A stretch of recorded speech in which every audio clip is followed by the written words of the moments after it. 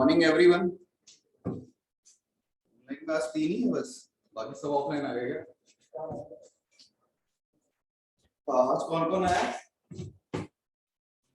ठीक है, क्या नाम है आपका? निखिल। हाँ, नाम क्या है? शुभम। इतना सोच के बोलना पड़ रहा है। शुभम? शिव कुमार कुशवाहा। अच्छा, शिव कुमार, ठीक है। और आपका क्या? सचिन कुशवाहा। भाई भाई कजन, कुछ भी बोल कर रिलेशन कुछ नहीं। और आपका बता? धनंजय। ओके, चलो बढ़िया। तो ये पहले बताओ, कुछ थोड़ा सा आपसे बातें करनी है, ठीक है? तो बस ऐसे सुनने में मिला तो कोई बुरी बात नहीं है, या आप लोगों को थोड़ा सा दिक्कत हो रही है। ये बताओ क्या दिक्कत हो रही है, छोड़ो आगे का। पहले जो ऑनलाइन ऑफलाइन सभी वालों के लिए ऑनलाइन गुड मॉर्निंग एवरीवन दोबारा से, जो नए बच्चे अभी जुड़े हैं। तो ये बताओ कि दिक्कत आपको, जितना तो हमने अभी तक कर लिया है उतने में दिक्कत क्या हो रही है आपको? कुछ प्रॉब्लम आ रही हो, कुछ समझ ना आ रहा हो, कुछ तो चल रहा होगा, खुल के बताओ यार, तभी तो आगे चीजें सोल्यूशन होगी। मतलब खुल के नहीं बताओगे तो सोल्यूशन कैसे होगा? बताओ जल्दी।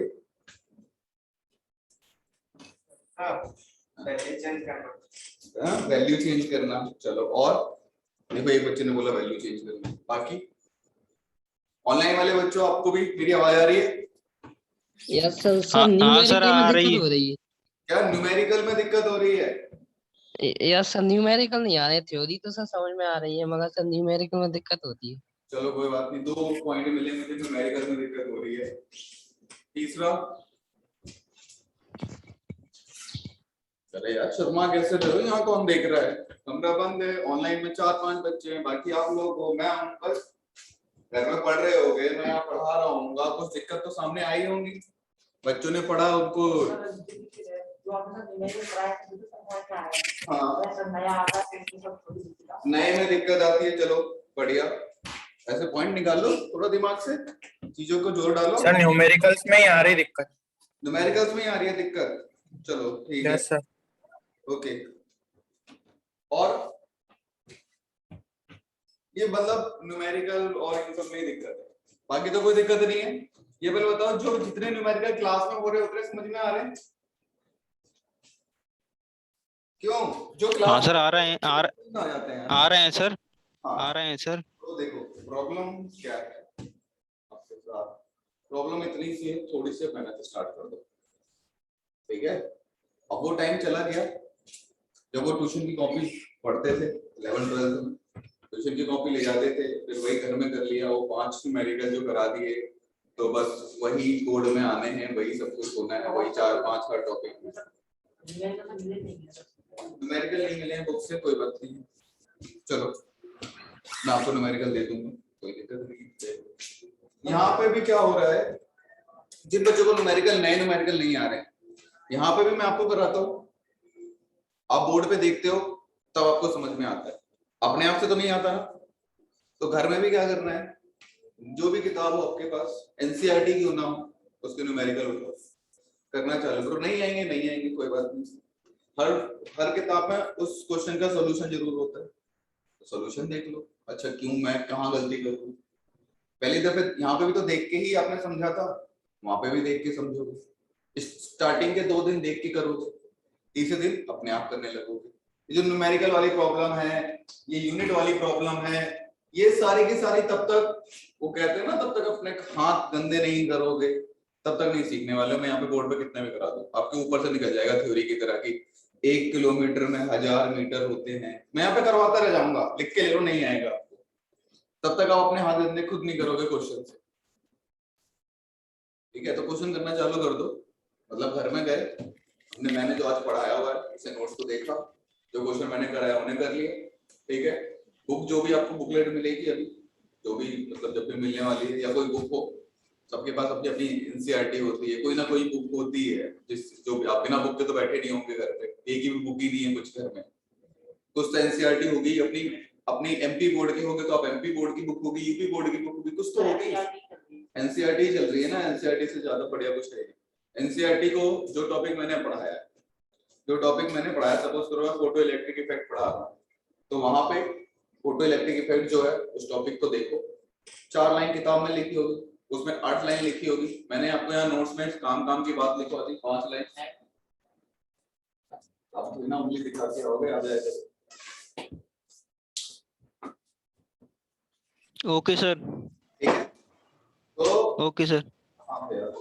हाँ तो बुक में 8 लाइन लिखी होगी, सपोज करो मैंने 1 लाइन छोड़ दी है कुछ अच्छी वाली, आप वो 1 लाइन को वहां पे पढ़ते सुना रहे, ये सर वाली लाइन नहीं लिखवाई, ये तो अच्छी लाइन लग रही है, इसे उठाया अपने नोट्स में डाल दिया जो मैंने लिखवाया है।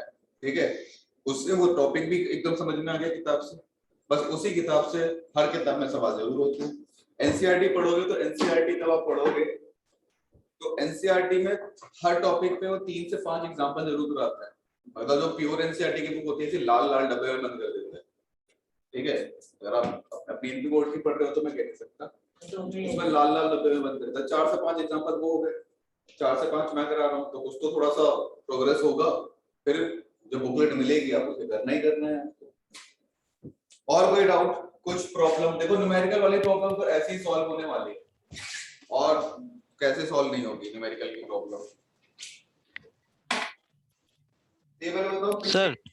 हाँ, जो पिछला टॉपिक कराया गया था उसमें न्यूमेरिकल में किसी को दिक्कत पढ़ा था क्या? सर आप ऐसे हाँ, सर आप ऐसे न्यूमेरिकल कराते हैं ना, हाँ, तो एक न्यूमेरिकल के बाद दूसरा न्यूमेरिकल उसी टाइप का दे दिया करें जिससे हमारी प्रैक्टिस हो जाया करेगी सर। अच्छा, बच्चे फिर टॉप सिलेबस कंप्लीट नहीं होगा। एक टॉपिक में मैं आपको अगर 5 मैंने शायद मैं 5 से 6 न्यूमेरिकल आपको कराता हूँ, अलग अलग टाइप के कराता हूँ, ताकि अलग अलग टाइप मतलब आंखों से गुजार तो लो, आया नहीं आया पता तो चले कि कितने टाइप के न्यूमेरिकल होते हैं। अगर मैं यहाँ पे एक टाइप के कराने लग गया, मैं 5 अलग अलग टाइप के कराता हूँ, तो पूरी क्लास मेरी न्यूमेरिकल में हो जाएगी। आपको याद होगा पिछली क्लास से हमने न्यूमेरिकल करा था, पिछली क्लास फोटो इलेक्ट्रिक इफेक्ट में हम लोगों ने सिर्फ न्यूमेरिकल करा था, ब्लैक बॉडी रेडिएशन में सिर्फ न्यूमेरिकल करा था पूरा एक। ठीक है, इतने न्यूमेरिकल करा रहा हूँ यहाँ, बस आपको प्रैक्टिस की जरूरत है। वो 5 न्यूमेरिकल आ गए कोई बात नहीं, आगे के 10-15 नहीं आ रहे अपनी किताब से, नहीं आ रहे, पहली दफे उनका सोल्यूशन तो देखोगे कम से कम कि हाँ ये हुए कैसे हैं, मुझसे पूछो सर मैं न्यूमेरिकल कर रहा था, मैं सोल्यूशन देखा मुझे समझ में नहीं आया, प्लीज आप बता दो। अपने दोस्त तक नहीं पूछा किसी ने, सर ये ऐसे ही होगा, थोड़ी सी आपको दिक्कत आएगी। अब आप जी सर। हाँ, अब आप एकदम से आप थोड़ा सा कोचिंग वाले माहौल में आए हो, और अभी आप उसी लेवल में थे, अपने कंफर्ट जोन में थे, थोड़ा सा कंफर्ट जोन से बाहर आए हो, तो थोड़ी बहुत तो बेचैनी होगी। यही बेचैनी को झेल लो तो सीट मिल जाती है, नहीं मिल झेल पाओगे तो आप जैसे कोचिंग तो फिर लाखों बच्चे करते हैं, आपको भी पता है, सब सीट नहीं ले पाते। सारा खेल उन्हें नहीं आता क्या? सिलेबस इतना मुश्किल है क्या? सिलेबस मुश्किल नहीं है, बस डटे रहना मुश्किल है, डटे रहना मुश्किल होता है। जैसे स्टार्टिंग में बोलते हैं बच्चे को 8-8 5-5 घंटे पढ़ने के लिए, 10 घंटे बैठ के पढ़ने के लिए, 6-6 7-7 घंटे, तो बच्चा बैठ नहीं पाता है, तो उसे क्या बोलते हैं शुरू में स्टार्टिंग में, भले पढ़ना मत, पहले बैठने की प्रैक्टिस डाल। नर्सरी क्लास में, छोटी क्लास में बच्चे को क्यों भेज देते हैं? वहां से ना सीखता है क्या? वहां पे सीखे ना सीखे, कम से कम 1 साल वहां पे स्कूल में रहना सीख जाएगा, मम्मी के बिना रोएगा नहीं अगली क्लास में। तो बस यही है प्रैक्टिस, पहले बैठना सीखो, धीरे धीरे पढ़ना सीखो, है ना। तो आज हम क्या पढ़ने वाले हैं पहले बताओ, मुझे दिख रहा है? सर डी ब्लॉन्गली तरंगेर नहीं बच्चे, तो फोर्स बोर मॉडल मॉडल। वाले हम। ये पहले बताओ फोर्स मॉडल की स्टोरी कहाँ से दिख रहा है? ये जो मैंने लिखा है सर आधा कट रहा है। हाँ, तो चलो आधा दिख रहा है तो समझ जाओ फोर्स मॉडल। हाँ सर। ठीक है, तो ये पहले बताओ, आपको याद है रदरफोर्ड का मॉडल क्या था?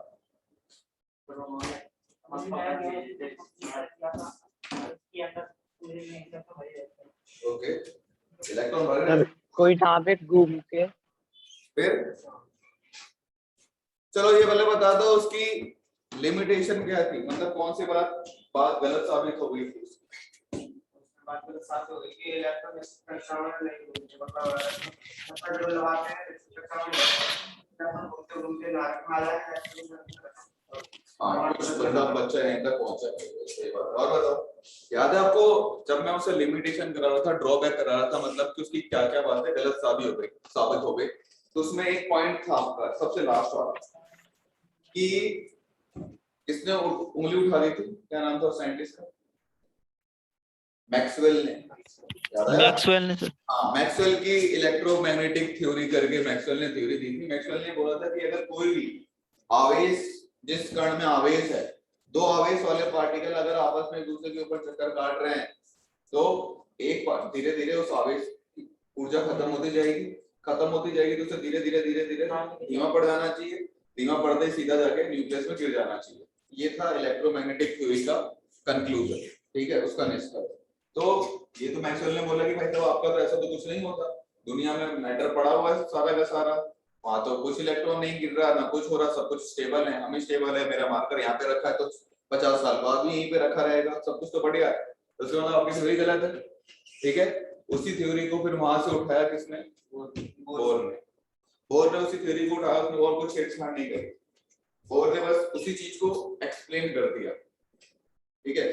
सारा मॉडल वही है बोर का कि जो रदरफोर्ड ने बोला था कि जो इलेक्ट्रॉन होते हैं वो न्यूक्लियस के चारों तरफ चक्कर काटते हैं, और जो जिसमें वो चक्कर काटते हैं एक रेखाकार, जो उनकी क्या त्रिज्या नहीं कक्षा, ठीक है, वो उसे ऑर्बिटल, हाँ इंग्लिश में ऑर्बिट बोलते हैं, वो फिक्स होती है, वो हिलती डुलती नहीं, ठीक है, स्टेशनरी होती है, वो फिक्स है, वो हिलती डुलती नहीं है, इलेक्ट्रॉन जो है उसके अंदर घूमते रहते हैं। तो ये सारी बातें थी इसे, लेकिन चलो उसने मुंह से कह तो दिया, लेकिन इसे होता क्या हम लोग केमिस्ट्री में एनर्जी के बेस पे उसे थोड़ा सा साबित करने की कोशिश करते हैं, मैथमेटिकली साबित करने की कोशिश करते हैं। तो बस फिर इसमें थोड़े बहुत मैथ के फॉर्मूले हो गए, हम वो पढ़ने वाले हैं, और एक आध न्यूमेरिकल, बस बोर का मॉडल खत्म, ठीक है।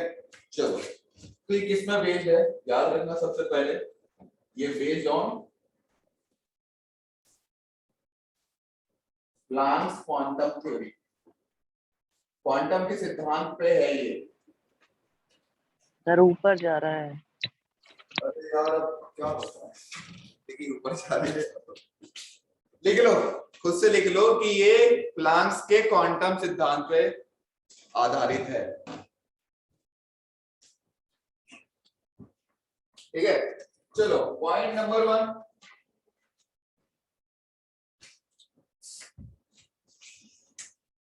इसे आना था, आ गया कोई दोस्त? क्या नाम होगा? अजय, हैं? अजय साथ के, तो आप ऑनलाइन क्लास लेते थे? अच्छा, देख रहे हो, अगर आप ऐसे चुप रहोगे तो ऐसे सामने वाला टीचर बोलेगा आपको कि आप क्लास लेते थे कि नहीं लेते, ठीक है। चलो पहला पॉइंट ये है, सुन लो पहला पॉइंट लिखने से पहले। पहला पॉइंट ये उन्होंने ये कहा था कि जो इलेक्ट्रॉन घूमता है चारों तरफ अपनी कक्षा में, ठीक है, उसको कक्षा की ऊर्जा फिक्स है, उस कक्षा की ऊर्जा फिक्स, और यही क्वांटम एनर्जी का सिद्धांत है। क्वांटम एनर्जी हर ऊर्जा को फिक्स कर देता है कि भाई इतनी बाउंड्री इसकी ऊर्जा फिक्स है, ये फिर उड़ती नहीं, इससे अगर आगे जाओगे इतने की इतने एरिया की ऊर्जा फिक्स है, उतनी की ऊर्जा सबकी फिक्स है। अगर आपको इस ऊर्जा वाले हिस्से में रहना है तो आपके पास इतनी पावर होनी चाहिए, इतनी ऊर्जा आपके पास होनी चाहिए, तभी आप इधर रह पाओगे।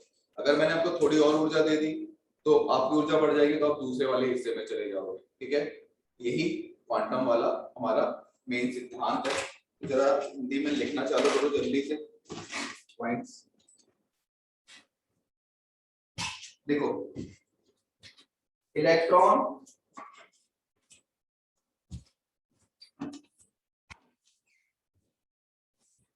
नाभिक के चारों ओर, पहला पॉइंट है ये, जिसे समझना है प्लीज बोलना। इलेक्ट्रॉन नाभिक के चारों ओर कुछ निश्चित गोलाकार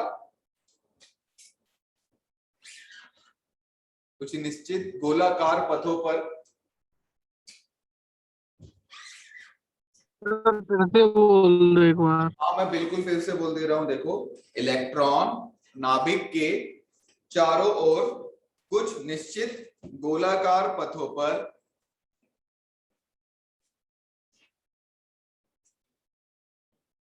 हो गया, यस सर। सर ओके, पथों पर ही घूमते हैं, वही लाइन है यार, बस थोड़ी सी इज्जत के साथ लिख रहे हैं। ठीक है, पथों पर घूमते हैं जिनमें घूमते समय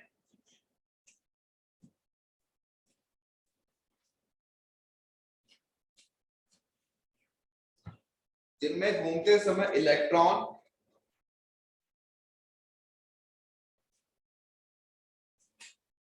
जिसे ना आ रहा हो तो प्लीज बता देना, मैं यहाँ बोर्ड पे भी लिख दूंगा। यहाँ आपकी डिक्टेशन की क्लास नहीं चल रही है, जो मैं आपसे देख रहा हूँ कि आपको लिखना आ रहा है कि नहीं। ठीक है, घूमते समय इलेक्ट्रॉन विद्युत चुंबकीय विकिरण उत्सर्जित नहीं करते हैं। जिनमें घूमते समय इलेक्ट्रॉन विद्युत चुंबकीय विकिरण उत्सर्जित नहीं करता है। सही बात है, रेडिएशन छोड़ेगा तो एंड में खत्म हो जाएगा, इसलिए वो रेडिएशन नहीं छोड़ता। ठीक है, इससे स्थायी जिस पथों पे घूमता है उसे हम लोग क्या बोलते हैं? कक्ष। ऐसा आपने बोला तो वही लाइन है, इसे स्थायी कक्ष, इसे स्थायी कक्ष ब्रैकेट में डालो जल्दी से। स्टेशनरी ऑर्बिट, थोड़ी बहुत सीखनी है हमें भी। स्टेशनरी ऑर्बिट्स या फिर एनर्जी लेवल कहते हैं। ठीक है, एनर्जी लेवल्स तो आपने सुना होगा, लेवल 1 लेवल 2 ऐसे करके। तो ये पहला पॉइंट खत्म नहीं हुआ, पहले ही लिखवा रहा हूं, तब तक मैं बोलूंगा नहीं। ठीक है, ऑनलाइन वाले बच्चों ठीक है, कोई दिक्कत तो नहीं? No sir. इसी में और लाइन ऐड करना है नेक्स्ट पैराग्राफ से। अब कुछ मैंने आपको बताया था कि बोर है भाई साहब, मैथ के हिसाब से प्रूफ करेगा। जब इलेक्ट्रॉन चारों तरफ घूम रहा है तो कौन सा फोर्स होता है? कोई बल लगता है, कौन सा बल है? कौन सा? अभिकेंद्री बल। Centrifugal force. इलेक्ट्रॉन घूम रहा है, मैं उसे खींचने की कोशिश कर रहा हूँ, वो स्पीड में भाग रहा है। अगर वो स्पीड में नहीं भागेगा ना, अब खेल के देख लेना, वो छोटे भाई के साथ ऐसे करके खेल के देख लेना, तब वो खड़ा होगा ना, उसे झट से खींच लोगे। लेकिन वही अगर आप दोनों ऐसे घूम रहे होगे ना, फिर उसे खींच के देखना, आप उसे नहीं खींच पाओगे। क्यों? क्योंकि वहां पे सेंट्रीफ्यूगल फोर्स है। सेंट्रीफ्यूगल फोर्स है तो क्या कर रहा है, जैसे ये है न्यूक्लियस, ये है इलेक्ट्रॉन। आपने फिजिक्स में पढ़ा होगा कि ये अपने आप को हमेशा इस डायरेक्शन में भगाने की कोशिश कर रहा है। इलेक्ट्रॉन हमेशा इस डायरेक्शन में भगाने की कोशिश कर रहा है, जिसकी वजह से वो न्यूक्लियस से खींच नहीं पाता। अगर इसने उस डायरेक्शन में ताकत लगाना, फोर्स लगाना बंद कर दिया तो न्यूक्लियस उसे अपने पास खींच के गोद में बिठा लेगा। ठीक है, चलो तो लाइन लिखो जल्दी से। नाभिक के आकर्षण बल के द्वारा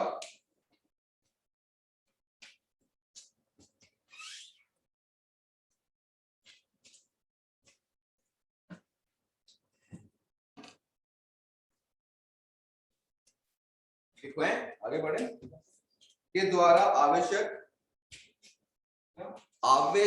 अभिकेंद्री बल, हाँ आवश्यक अभिकेंद्रित बल, अभिकेंद्री लिखो, चलो अभिकेंद्री बल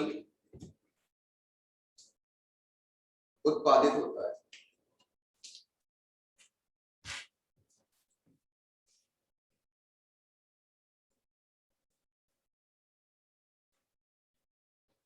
अभिकेंद्री बल क्या कहते हैं इसे हम लोग?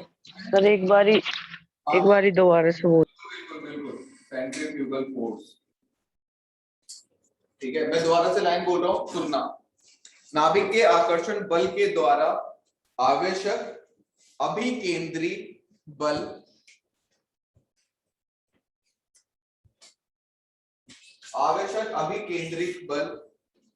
उत्पादित होता है। पहले तो ये बताओ, किसी को ऐसा कोई बच्चा तो नहीं है जिसे मैं बोल रहा हूं तो लिखने में दिक्कत हो रही है? एक भी बच्चा प्लीज बेझिझक बोल दे, कोई शर्म वाली बात नहीं है। पक्का? चलो ठीक है। No sir. ठीक है, मैथमेटिकल के हिसाब से फॉर्मूले को याद रखना कि सेंट्रीफ्यूगल फोर्स क्या होता है, उसका फॉर्मूला mv²/r। और इस कौन से दूसरे बल की बात कर रहा हूं मैं? आकर्षण बल। क्या कहते हैं उसे? Force of attraction. Force of attraction किसके बराबर होता है? बताओ जल्दी से, करवा चुका हूं है, पोटेंशियल एनर्जी के बराबर।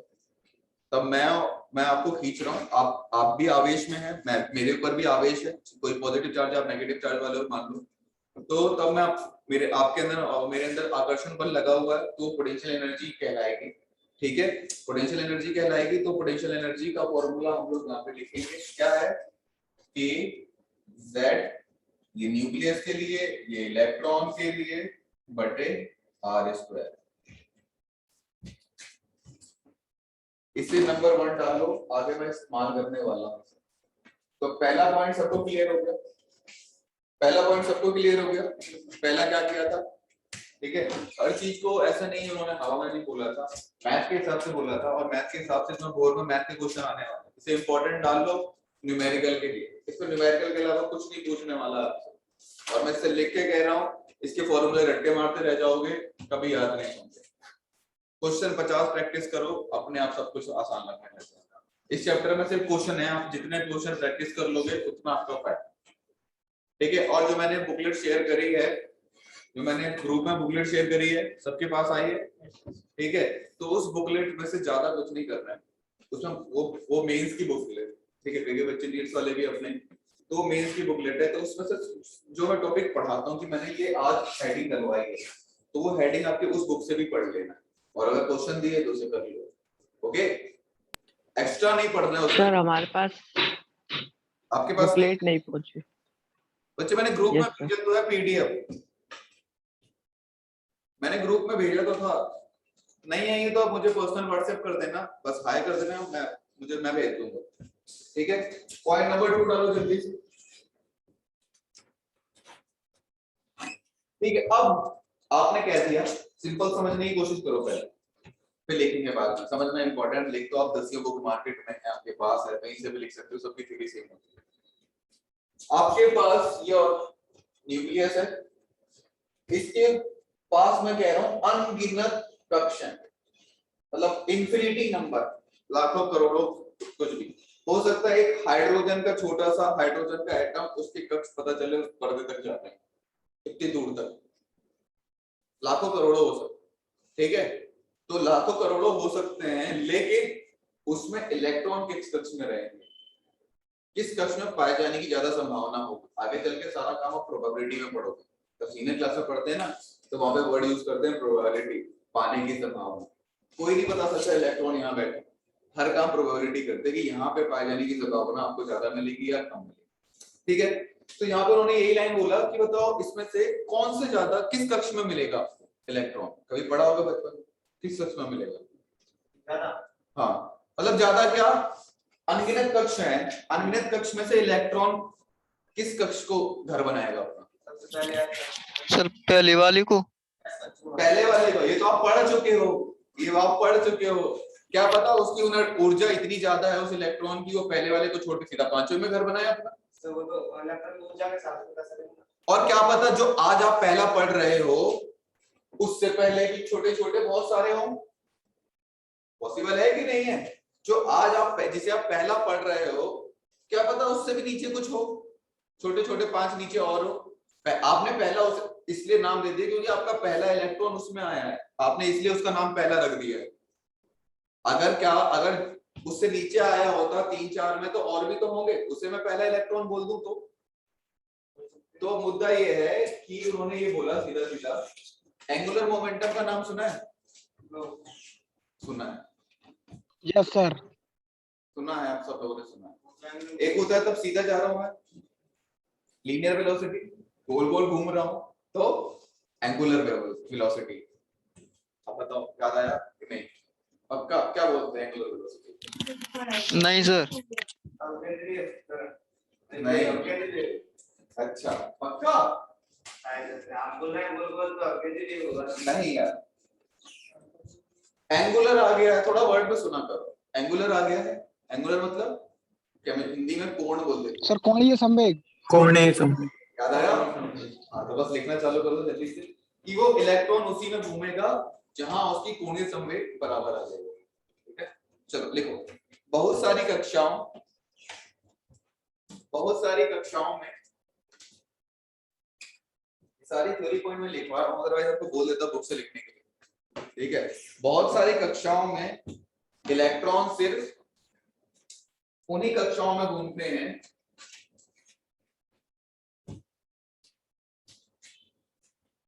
बहुत सारी कक्षाओं में इलेक्ट्रॉन सिर्फ उन्हीं कक्षाओं में घूमते हैं,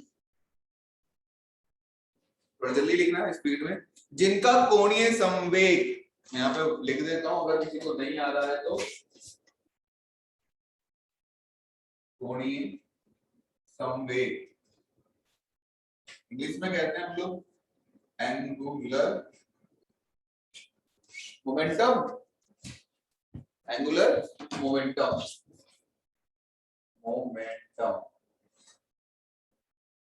एंगुलर मोमेंटम, कोणीय संवेग, ठीक है,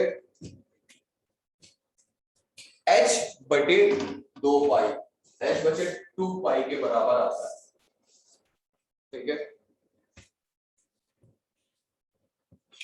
h बटे 2 पाई का, देखो h बटे 2 पाई का पूर्ण गुणज होता है, पूर्ण गुणज होता है, पूर्ण गुणज, पूर्ण गुणज होता है, ठीक है।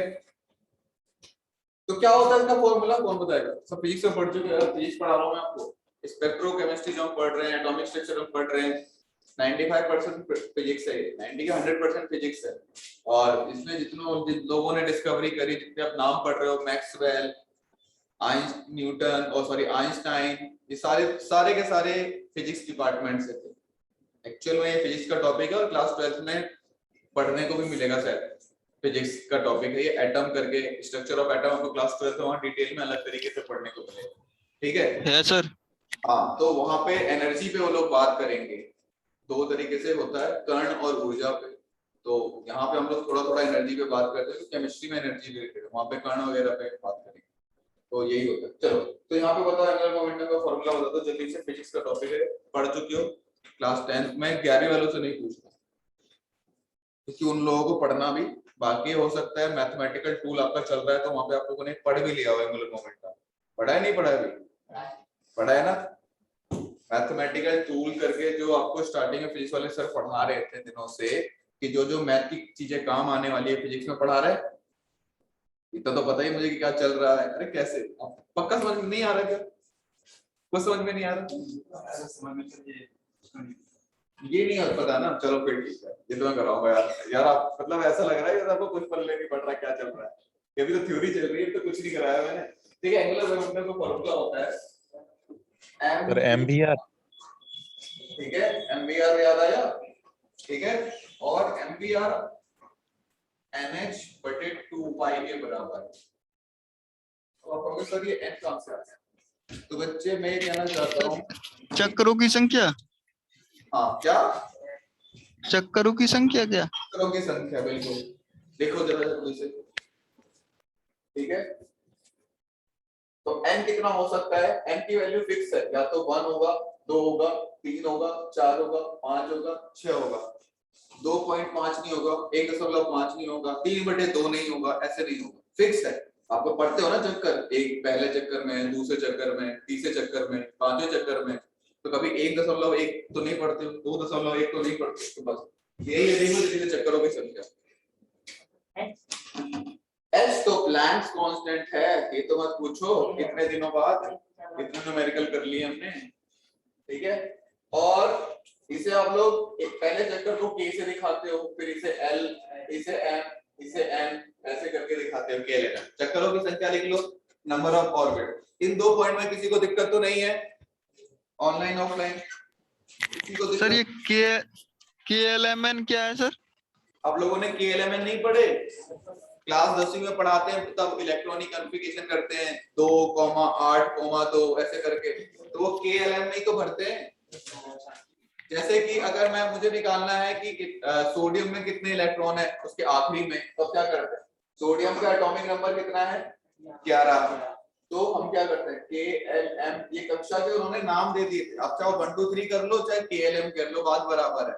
ठीक है, तो के में 2 इलेक्ट्रॉन आएगा, एल में 8 आता है, फिर एम में 1 आता है, ये तो पढ़ा था आप लोगों ने। तो 1 2 3 कर लो, के एल एम एन कर लो, अभी इस चैप्टर में पढ़ेंगे कि के एल एम जो है वो बच्चों वाली चीज है, फिर एस एफ आ जाएगा। ठीक है के एल एम, सर हाँ बच्चे, KLMN किसके इक्वल टू में है सर? बच्चे KLMN किसी के इक्वल टू में नहीं है, जैसे मैंने कक्षा के नाम दे दिए हैं यहाँ पे। पहली कक्षा n इज इक्वल टू 1, ठीक है, दूसरी n इज इक्वल टू 2, तीसरी n इज इक्वल टू 3। अब ये 1 2 3 मुझे अच्छा नहीं लग रहा, तो मैंने बोल दिया ये k है, इसका नाम l है, इसका नाम m है, आगे वाली का n। जी सर। ठीक है, चलो आप इसे लिखे रह देते हैं यहाँ पे, फिर चौथा पॉइंट यहाँ पे लिख देते हैं, चौथा तीसरा पॉइंट बहुत इंपॉर्टेंट ऊर्जा को लेके, बहुत इंपॉर्टेंट ऊर्जा को लेके, पहले से समझ लो, अच्छे तरीके से समझ लो। ठीक है, सारे पॉइंट समझाता चल रहा हूँ। मैंने यहाँ पे बोल दिया कि हर लेवल की ऊर्जा फिक्स है, तब आपने ये इनकी रेखाएं फिक्स कर दी, घर फिक्स कर दिया, तो हर घर के आप ये भी तो फिक्स करोगे कि ये पहली मंजिल में है, दूसरी मंजिल में, और सीढ़ी चढ़ने में पहली मंजिल में जितनी ऊर्जा लगेगी दूसरी मंजिल में ज्यादा लगेगी, तीसरी मंजिल में सीढ़ी चढ़ने में ज्यादा एनर्जी लगेगी। ठीक है, तो आप जितना ऊपर जाते जाओगे उतनी आप उसकी सर्कुलर पाथ की, रेखीय पथों की ऊर्जा ज्यादा हो। इलेक्ट्रॉन क्या करता है, एक उससे दूसरे में अगर उसे जाना है, मंजिल में जाना है, तो ऊर्जा को सोखना पड़ेगा, ठीक है, तो उसमें नहीं जाते, बस इतना बताना मैं चाह रहा हूँ कि ऐसे होता है, जैसे ये एनर्जी लेवल है, सपोज करो ये n की वैल्यू 1 है, ये n की वैल्यू 2 है, n की वैल्यू 3 है, n की वैल्यू 4 है, तो इसकी एनर्जी फिक्स होगी E1 के नाम से, इसकी एनर्जी फिक्स होगी E2 के नाम से, इसकी एनर्जी फिक्स होगी, इसकी एनर्जी फिक्स होगी E4 के नाम से। सबकी एनर्जी फिक्स है, आप चेंज नहीं कर सकते, उस घर में फिक्स है, बेसिकली किराया फिक्स है। अगर आप इलेक्ट्रॉन को उस घर में आना है तो उतनी ऊर्जा लेके आना पड़ेगा। सपोज करो कि यहाँ पे भी आपका इलेक्ट्रॉन बैठा है, इलेक्ट्रॉन यहाँ पे बैठा है, तवे में रख दिया है, गर्म कर दिया मैंने, गर्म हो रहा है तो ऊर्जा सोखेगा ऊर्जा सोखते ही वो झट से दूसरे वाले मंजिल में कूद जाएगा, दूसरे वाले मंजिल में कूदने की ऊर्जा फिक्स होती है। जैसे मान लिया मैंने इसको यहाँ पे इस वाले मंजिल में पहुंचने के लिए ऊर्जा 5 चाहिए, यहाँ पे इलेक्ट्रॉन 5 की ऊर्जा से घूम रहे हैं, दूसरे वाले मंजिल में ऊर्जा जो है वो है 10, तो अंतर कितना आया, 5 का अंतर है। अगर मैंने इसे 6 ऊर्जा दे दी कुछ नहीं फर्क पड़ेगा, अगर 7 ऊर्जा दे दी कुछ फर्क नहीं पड़ेगा, 8 दे दी कुछ फर्क नहीं पड़ेगा, 9 दे दी कुछ नहीं पड़ेगा, बस गर्म होता रहेगा। जैसी 10 दे दी झट से कूद के दूसरे मंजिल में चला जाए, 10 दे दी तो दूसरे मंजिल के लिए लायक हो गया, सीढ़ी चढ़ने के बराबर आ गया, तो बस तो ऐसी, इसी को कहते हैं क्वांटम की थ्योरी। यही तो क्वांटाइजेशन है कि सबकी ऊर्जा फिक्स है। अगर आपको उस घर में जाना है तो आपको उतनी ऊर्जा चाहिए, उस घर से अगर आप वापस आ रहे हो, अब सपोज करो आप यहाँ पे बैठे हो, आपके पास 10 की ऊर्जा है, आप पहले 5 में थे, आपके पास 10 की ऊर्जा है, तो अब 10 पे बैठे तो रहोगे नहीं, ठीक है, आप अस्थिर हो जाओगे भाई साहब, छटपटाओगे, वापस 5 में आओगे। जब वो वापस 5 में आएगा तो यहाँ पे ऊर्जा कितनी है, 5, तो बाकी की जो एक्स्ट्रा 5 है वो बाहर फेंकेगा, एक्स्ट्रा 5 जो होता है वो बाहर फेंकता है, और उसी को ही आप कहते हो ये तो चमक पैदा कर रहा है। तो सारा खेल इलेक्ट्रॉन ही करते हैं, जो आपको रंग दिखते हैं, चमक दिखती है, सारा खेल इलेक्ट्रॉन की वजह से होता है। वो पहले ऊर्जा सोखते हैं, वापस ऊर्जा छोड़ते हैं, और वो जो ऊर्जा छोड़ते हैं उसी को बोलते हैं हम लोग फोटोन। पढ़ा था हम लोगों ने, तो एक फोटोन की फॉर्म में ऊर्जा छोड़, ठीक है, बोलो फिर आगे पढ़ा, चलो तो लिखो फिर तीसरा पॉइंट, हर कक्ष की एक निश्चित ऊर्जा होती है, हर कक्ष की एक निश्चित ऊर्जा होती है, ठीक है, और जो निर्भर किस पे करेगी, कक्ष की संख्या पे। जितनी ज्यादा कक्ष की संख्या होगी, जैसे मैंने यहाँ पे ई में 5 बनाया था, ऊपर वाले में 10 बनाया था, तब क्योंकि वो कक्ष की संख्या बढ़ा रहा था, जितना ऊपर जाऊंगा उतना बढ़ती जाएगी। हर कक्ष की एक निश्चित ऊर्जा होती है, ठीक है, वो लाइन खत्म। इसी में ऊर्जा कक्ष की संख्या में निर्भर करती है, ऊर्जा कक्ष की संख्या पे निर्भर करती है। तो पहली कक्षा की जो ऊर्जा होगी वो कम होगी दूसरी वाली से, फिर कम होगी तीसरी वाली से, कम होगी चौथी वाली से, इन्फिनिटी तक चला जाएगा। क्योंकि किसी को नहीं पता कि हाइड्रोजन का जो कक्षा है कहाँ तक फैली है। मैंने आपको बताया ना, हो सकता है मेरे यहाँ से आपके घर तक फैली, इतनी दूर दूर तक फैली, किसी ने नहीं करा। लेकिन हम ये बता सकते हैं कि इतनी सारी कक्षाओं में इलेक्ट्रॉन को किसमें लेके बैठा हुआ है, पहली कक्षा। क्यों, कैसे पता चला? हमने ग्राफ बनाया हुआ, प्रोबेबिलिटी डिस्ट्रीब्यूशन कर्व होता है कि संभावना कि कहाँ पे इलेक्ट्रॉन की संभावना ज्यादा है। तो वहां पे हमें कहाँ पे मिली, पहले पे, तभी हम बोल देते हैं कि ये पहले पे इलेक्ट्रॉन। वहां पे ज्यादा दबे दबे आपको डॉट डॉट डॉट मिलते हैं ग्राफ में, तो हम बोलते हैं अच्छा इलेक्ट्रॉन यहाँ पे ज्यादातर 80-90% प्रोबेबिलिटी कहाँ पे आ रही है, पहले में। तो इसका मतलब ये नहीं कि इलेक्ट्रॉन दूसरे में बहुत कम, तीसरे में उससे बोल दिया कि पहले में ही है। तब मैं ऊर्जा दूंगा तब ये दूसरे में कूद के भागेगा, फिर मैं ऊर्जा दूंगा तभी तीसरे में कूद के भागेगा, तब मैं ऊर्जा दूंगा तभी चौथे में कूद के भागेगा, और वापस चौथे से तीसरे में आएगा तो ऊर्जा छोड़ेगा, तीसरे से दूसरे में आएगा फिर ऊर्जा जो सोखी थी उसे छोड़ेगा। जरूरी नहीं है जितनी सोखी थी उतनी छोड़े, जरूरी नहीं जितनी सोखी थी उतनी छोड़े, उसकी मन है, लेकिन छोड़ेगा ऊर्जा। और यही आपको रंग देखने को मिलते हैं कि पहले मैं उसे गर्म कर रहा हूँ लोहे को तो लाल दिख रहा है, फिर नीला पीला जो भी कलर दिख रहा है अलग दिख रहा है। क्यों? क्योंकि मैं ऊर्जा उसे देता जा रहा हूँ और बाद में वो ऊर्जा छोड़ता भी जा रहा है, वो छोड़ता ही तो आपको कलर दिख रहा है। चलो इसे लिखो फिर, ठीक है। और ये वही लाइन है, कुछ नहीं। अगर वो एब्जॉर्ब कर रहा है, क्या कहते हैं एब्जॉर्ब को, है अवशोषित। हाँ, तो पहले एनर्जी सेल 1 है E1 और ये E2 है, तो इलेक्ट्रॉन यहाँ पे है तो ये जंप करके कहाँ चला जाएगा, E2 पे। वही जो समझाया मैंने आपको। ओके, अगर वो एनर्जी छोड़ रहा है तो क्या कहते हैं उसे, उत्सर्जित, ठीक है, एमिट, इंग्लिश में कहेंगे हम लोग एमिट। अब वो पहले, अब ये E2 में बैठा है और ये E1 में, दिख रहा है आपको, बच्चों को नहीं दिख रहा, एमिट, ठीक है। अब वो E2 में बैठा है और ये E1 है, यहाँ पे बैठा हुआ है, तब इलेक्ट्रॉन ऊपर चला तो जाता है सोख के, जब समझ में ना आया प्लीज पूछना, इलेक्ट्रॉन सोख के ऊपर चला तो जाता है लेकिन अनस्टेबल हो जाता है, अनस्टेबल हो जाएगा, उसकी स्टेबिलिटी खतरे में आ गई। याद रखना जितनी कम ऊर्जा केमिस्ट्री में उतना ज्यादा स्थिर, स्टेबल, जितनी ज्यादा ऊर्जा वो अस्थिर हो जाएगा। अब ये वापस पहुंच गया, उस अस्थिर हो गया, वापस नीचे जंप करेगा तो दो इलेक्ट्रॉन एनर्जी छोड़ेगा, क्योंकि भाई जो सोखी थी उसे छोड़ना तो पड़ेगा, ये फिक्स है। इस घर में रहना है आपको नीचे वाले मंजिल में, तो आपकी ऊर्जा इतने से ज्यादा नहीं होनी चाहिए, इतनी होनी चाहिए बस। तो बाकी की ऊर्जा को क्या करना पड़ेगा, उसे बाहर फेंकना पड़ेगा, बस यही लाइन है, लिख लो जल्दी से, और कुछ नहीं। अब यहाँ पे फिर ऊर्जा का फॉर्मूला आएगा, मैं लिखवाता हूँ।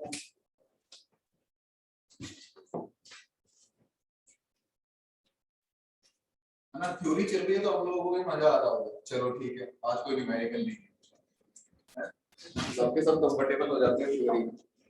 चलो, अब जो ऊर्जा है, सपोज करो E1 से E2 जा रहा है, तो बदल रही है, चेंज कहते हैं। चेंज के लिए फॉर्मूला लगाते हो आप, ऊर्जा का फॉर्मूला क्या होता है, Sc बटे, पहले से ये लिख लो सीधा, h न्यू या फिर Sc बटे लैम्डा, ठीक है, यही फॉर्मूला। तो ज्यादा ऊर्जा E2 की होगी या E1 की, किसकी ऊर्जा ज्यादा होगी, E2 की होगी, E2 की, E2 माइनस E1 Sc बटे लैम्डा, E2 माइनस E1 को मैं डेल्टा E लिखूं, चेंज इन ऊर्जा, डेल्टा का साइन होता है चेंज, बदलना, ठीक है, Sc बटे लैम्डा। चलो डालो जल्दी से,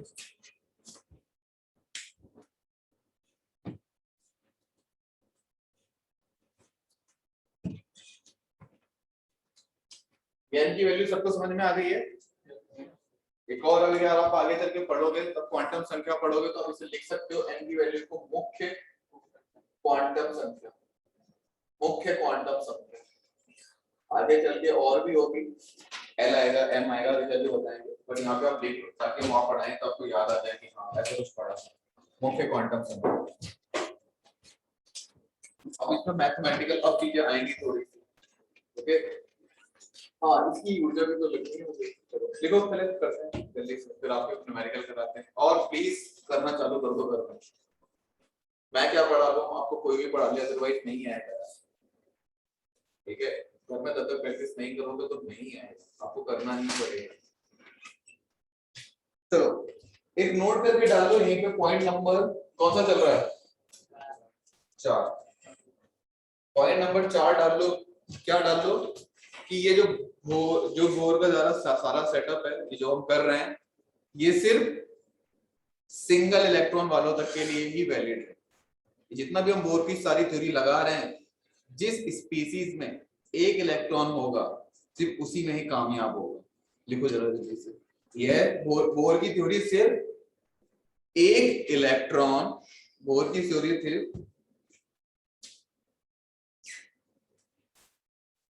एक इलेक्ट्रॉन वाले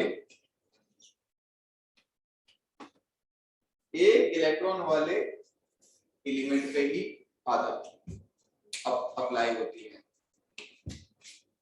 सर एक इलेक्ट्रॉन वाले के बाद एक इलेक्ट्रॉन वाले एलिमेंट क्या बोलते हैं, तत्व। एक इलेक्ट्रॉन वाले तत्व पे ही अप्लाई होती है। देखो कौन कौन से, जैसे एक इलेक्ट्रॉन वाले हाइड्रोजन। सर मतलब हाइड्रोजन के लिए ही है ये? हाइड्रोजन में एक ही इलेक्ट्रॉन होता है, हाइड्रोजन के लिए ही है। और हीलियम, हीलियम पे कितने इलेक्ट्रॉन होते हैं, 2। हीलियम के ऊपर एक पॉजिटिव का चार्ज लगा तो अब कितने इलेक्ट्रॉन है, एक। ही है ना, 2 थे तो एक ही है। और कौन कौन से हो सकते हैं, लिथियम, लिथियम 2+। 2+ कर दो तो इस पे होगा। कार्बन में 5+ कर दो तो इसमें एक इलेक्ट्रॉन होगा। तो एक इलेक्ट्रॉन वाले पे ही अप्लाई होती है। ये थ्योरी वाला क्वेश्चन है, कई दफे 4 टॉपिक में से आपसे एक में पूछ लेता है कि इनमें से किस पे बोर का मॉडल अप्लाई होगा। तो कई बार आ जाते हैं क्वेश्चन, तो आप लिख लो। चलो इसके पोस्टुलेट्स खत्म, तो इसकी धारणा थी, ठीक है, अब वो खत्म। अब सीधा कुछ काम की बात आते हैं। और ये नीट जेईई वगैरह सभी में ही वो बोर के न्यूमेरिकल सभी में, अगर कोई सोच रहा हो ये मैथ। और याद रखना, अगर किसी क्वेश्चन में मैथ बहुत दबा के हो रही है तो इसका मतलब आप उस क्वेश्चन को गलत कर रहे हो, ये याद रख लेना। आप उसे सही तरीके से नहीं कर रहे, क्योंकि वो वहां पे आपका मैथ का टेस्ट लेने नहीं बैठा है, वो आपका वहां पे फिजिक्स केमिस्ट्री की नॉलेज लेने बैठा है। अगर उसे मैथ का टेस्ट लेना होता तो अच्छे अच्छे न्यूमेरिकल डाल देता। तो इसका मतलब अगर आप बहुत देर से लगे पड़े हो मैथ करने में, सवाल में, तो इसका मतलब आप कहीं ना कहीं गलत कर रहे हो। और पेपर में अपनी ईगो पे नहीं लेना है। ईगो मतलब समझते हो, ये सवाल 1 मिनट नहीं हो तो इसे करके रहूंगा, 2 मिनट हो गए नहीं हो रहा, इसे करके ही रहूंगा, नहीं हो रहा छोड़ दो। आप पेपर से बड़े नहीं हो। जिस दिन आपने उस क्वेश्चन को ईगो पे ले लिया, सारा पेपर छूट जाएगा और सिर्फ उसी को बस एंड में कर भी नहीं पाओगे। 1-2 मिनट में कोई सवाल नहीं होता, छोड़ दो, अपना मूड मतलब सेट करो, आगे बढ़ जाओ, उसे बाद में देख लेंगे, सर्कल लगा लेंगे, ठीक है। तो ईगो पे नहीं लेना। पहला है, 5वां पॉइंट है calculation of radius of orbit. Sir थोड़ा सा नीचे कर दो सर, ठीक है, थोड़ा सा नीचे। अच्छा चलो पहुंच, लिख लो आप, मैं लिख तो रहा हूं, 5वां पॉइंट डाल लो, ठीक है। कक्ष की त्रिज्या की गणना ही कहेंगे ना, जल्दी से। कक्ष की कर रहे हैं, याद रखना, किसकी, कक्ष की, इलेक्ट्रॉन की नहीं कर रहे। जिस कक्ष में वो इलेक्ट्रॉन घूम रहा है उसकी त्रिज्या कर रहे हैं, रेडियस। चलो करें, फिर स्टार्ट करें। मैंने एक मैथ का फॉर्मूला आपके सामने छोड़ा था, वहीं से स्टार्ट करें।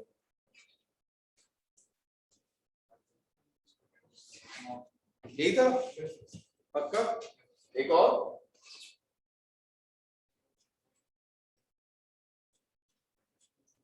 ये फॉर्मूला है। तो यहाँ पे R को डाल लो, कक्ष की त्रिज्या, r जो है रेडियस ऑफ ऑर्बिट, और v क्या है, इलेक्ट्रॉन का वेग, मास आपको पता है, इलेक्ट्रॉन का द्रव्यमान, और कुछ बचा है जेड। जेड किसके लगाया है, जेड क्यों लगाया मैंने यहाँ पे, जेड परमाणु संख्या सर। परमाणु संख्या। ये क्यों बोल रहा हूँ, क्योंकि भले ही एक इलेक्ट्रॉन वाले के लिए है, लेकिन परमाणु संख्या तो बदलती है ना। अब हीलियम प्लस लिख दूं वहां पे, तो परमाणु संख्या कितनी हो जाएगी, 2। परमाणु संख्या 2 हो जाएगी। कार्बन 5 प्लस लिख दूं तो परमाणु संख्या 6 हो जाएगी, कार्बन का एटॉमिक नंबर 6 होता है। ठीक है, चार्ज पे परमाणु संख्या नहीं होती, जो उसका एटॉमिक नंबर होता है। तो इसी को मैथ के फॉर्मूले को आगे बढ़ाएं, करें। चलो फिर ये r से m बटे r, तो इसी इक्वेशन को हम मान डाल देते हैं। और आपने एक फॉर्मूला पढ़ा है, फिर से 2 फॉर्मूले पढ़ा चुका हूं आपको, एक और फॉर्मूला पढ़ा है आपको, याद करो, थोड़ा सा याद करो। MBR NH/2π, याद आया सभी को? ठीक है, MBR NH/2π। तो मैं क्यों ना यहां से इसकी वैल्यू उठाऊं और यहाँ पे डाल दूं, समझ में आ रहा है मैं क्या कर रहा हूँ? इसकी वैल्यू उठाओ और वहां पे डाल दो। डेरिवेशन आपसे एग्जाम में कुछ नहीं पूछने वाला, ये जो डेरिवेशन करा रहा हूँ जस्ट समझाने के लिए करा रहा हूँ। आपका काम क्या है, सीधा फॉर्मूले पे क्वेश्चन करना। तो ये आपको याद नहीं करना है डेरिवेशन, ये बस तरीका होता है कि कल को एग्जाम में भूल भी जाओ तो झट से खुद से ड्राइव कर लो फॉर्मूला। ऐसे कई फॉर्मूले होते हैं जो आप भूल जाते हो और वहां पे फिर जल्दी से निकाल लेते हो। ठीक है, ये 12th वाले बच्चे समझ पाएंगे, तब हम लोग केमिकल काइनेटिक्स करते हैं तो वहां पे फॉर्मूले कई बार तो भूल जाते हैं, तो तुरंत जल्दी से फर्स्ट ऑर्डर का फॉर्मूला निकाल लिया, द्वितीय ऑर्डर का फॉर्मूला जल्दी से निकाल लिया, तो ऐसे करता हूं मैं भी, खुद भूल जाता हूं। तो बेलो V का फॉर्मूला यहां से निकालते हैं, तो क्या आएगा, NH/2π mR। ओके, क्लियर है?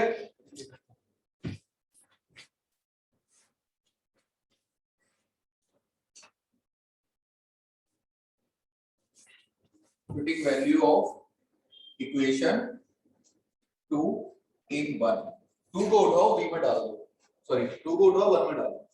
तो 1 में वैल्यू देखो m बटे r, v की वैल्यू क्या होगी, स्क्वायर में है, यहाँ देख रहे हो बोर्ड पे उतारने का टाइम होगा। v की वैल्यू देखो यहाँ पे स्क्वायर में, तो सबको स्क्वायर में करना पड़ेगा, तो इधर देखो NH बटे 2π mr square k z e square r square. ठीक है, चलो करते हैं, m बटे r n square h square 2π 4π square m square r square k z e square r square. क्या कट जाएगा,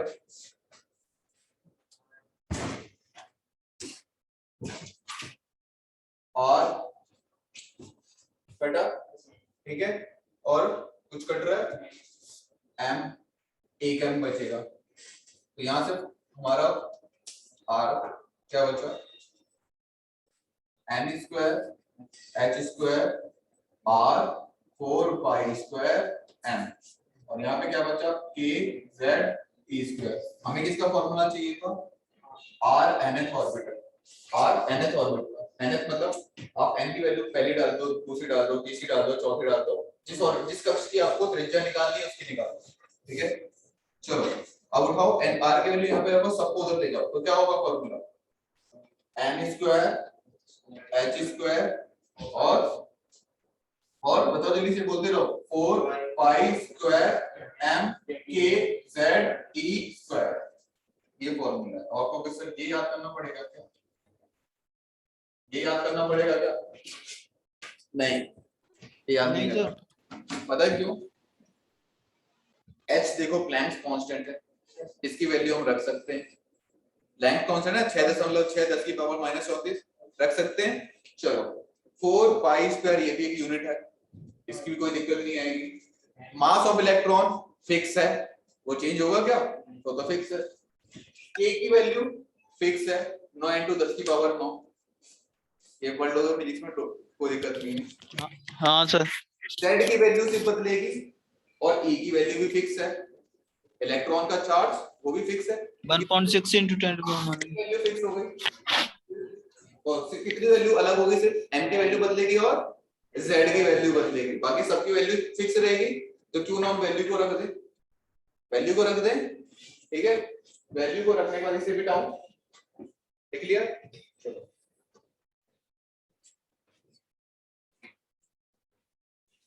ये डेरिवेशन आपको लंबी लग सकती है, लेकिन आपका काम डेरिवेशन नहीं है, तो डेरिवेशन करा देना है ना, डायरेक्ट कराएंगे तो रट्टाफिकेशन हो जाएगा, तो रट्टा नहीं करवाना है। तो Rn की वैल्यू रखनी है nth ऑर्डर में। सारी वैल्यू रखने के बाद जो वैल्यू होगी वो क्या होगा बताओ, कितनी वैल्यू आएगी? 0.529, ठीक है। और मल्टीप्लाई में n स्क्वायर है, n स्क्वायर को उठा लो यहाँ से, n स्क्वायर नीचे क्या है? सर थोड़ा सा नीचे अच्छा सर। बिल्कुल ठीक है। क्या कर रहा था? r nth orbital. ये सारी वैल्यू रखने के बाद मैंने न्यूमेरिकल सॉल्व कर लिया। 0.529 मल्टीप्लाई n स्क्वायर, ये n स्क्वायर नीचे क्या है? z। और एक वैल्यू जो मैंने रखी है किसमें आएगी? एंगस्ट्रॉन में। ये याद करना है आपको, n स्क्वायर, ये n है, ठीक है।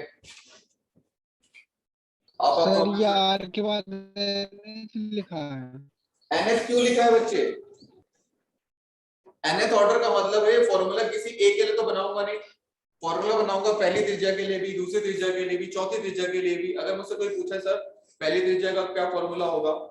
4n = 1, तो r यहाँ पे 1 लिख दूंगा, r1 देखो n की वैल्यू 1 डाल दी, 0.529। और हाइड्रोजन एटम के लिए कर रहा हूँ, चलो हाइड्रोजन एटम के लिए कर रहा हूँ 0.529। हाइड्रोजन एटम के लिए n की वैल्यू मैंने बोल दी, n की वैल्यू 1 है, मतलब हाइड्रोजन के लिए भी मैंने बोल दिया कि पहले त्रिज्या में उस पहले ऑर्बिटल में पहले कक्ष की त्रिज्या क्या होगी। तो मैं n की वैल्यू 1 रख रहा हूँ। और किसके लिए बोल रहा हूँ? हाइड्रोजन एटम के लिए। तो हाइड्रोजन एटम की z की वैल्यू कितनी होती है? 1। 1 से 1 कट गया, तो r1 की वैल्यू कितनी आ गई? 529 एंगस्ट्रॉम। अगर सेम क्वेश्चन में आपसे बोल देता n = 2 निकालो H एटम के लिए, हाइड्रोजन एटम के लिए n की वैल्यू निकालो, तो सॉरी हाइड्रोजन एटम के लिए उसकी दूसरी कक्ष की त्रिज्या निकालो, तो अब क्या करते? ये वाला फॉर्मूला उठाते, यहाँ पे R2 कर देते 0.529, n की वैल्यू कितनी है? 2, यहाँ पे 2 डालते और नीचे 1 कर दे, तो ये 2 दूनी 4 हो जाएगा। 4 को इससे गुणा कर लोगे तो जो आंसर आएगा वो R2 की वैल्यू आएगी, ऐसे R3 की वैल्यू आएगी, ऐसे R4 की वैल्यू आएगी। चलो लिखो जल्दी से।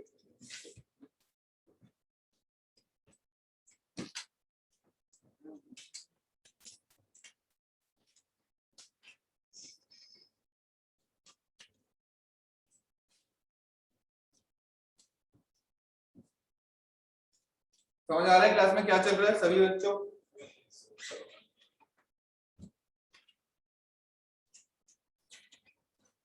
ये डेरिवेशन फिर से बता देता हूँ, हो पाए तो ठीक है, नहीं हो पाए तो कोई नहीं, सीधा फॉर्मूला।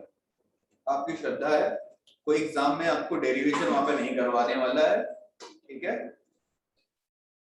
ये बस करवाई जाती है ताकि आपको पता चले कि आंसर आया कहां से। आप अच्छी कोचिंग कर रहे हो, कल को चल के आप नहीं करने का मन है आईआईटी जेईई, तो आपको पता तो होना चाहिए ना चीजों की नॉलेज। भले जो आईआईटी जेईई की कोचिंग करता है, आईआईटी जेईई नीट की कोचिंग करते हैं बच्चे, वो आगे चल के डॉक्टर या इंजीनियरिंग में एडमिशन ले ना ले, पर उनके पास नॉलेज बहुत हो जाती है। क्यों नॉलेज हो जाती है? क्योंकि चीजों को ढंग से पढ़ रहे हैं शुरू से।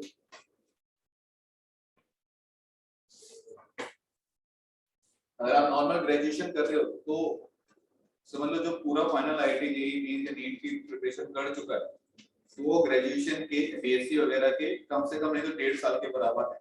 उस 1.5 साल जो बच्चा कर चुका है बीएससी उसके लगभग बराबर उससे ज्यादा है। इतना सिलेबस 1.5 साल पहले बीएससी के पहले साल में आपका 11वीं 12वीं का सिलेबस ही कराया जाता है, तो समझ लो आप पहले साल के बराबर हो लगभग कुछ सभी मान लो मोटा मोटा। चलो कर लिया, एक सवाल बोल दो, लिख लो कोई जल्दबाजी नहीं लिख।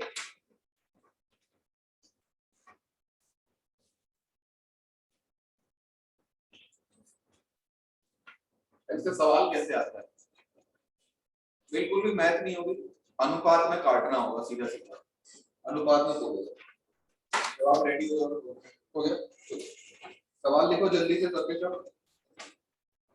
He प्लस हीलियम प्लस का He प्लस आयन के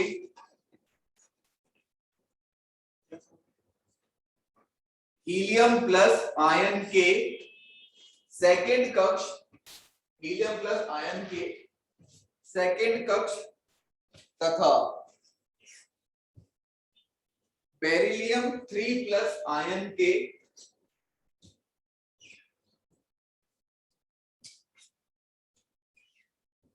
तीसरी कक्ष के लिए त्रिज्या के अनुपात निकालिए। सर एक बार ही बिल्कुल, एक है helium 2 plus 1 plus helium 1 plus ion है, उसकी सेकंड कक्षा है, और बेरिलियम 3 प्लस है, उसकी तीसरी कक्षा है।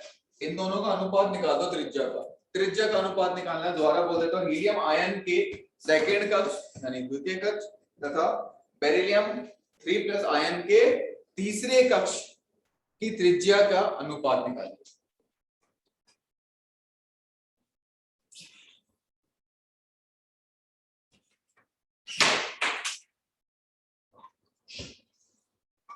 अभी बहुत कुछ है इसमें कोर्स मॉडल में, अभी हमने सिर्फ त्रिज्या निकाली है, फिर वेग निकालेंगे, ठीक है,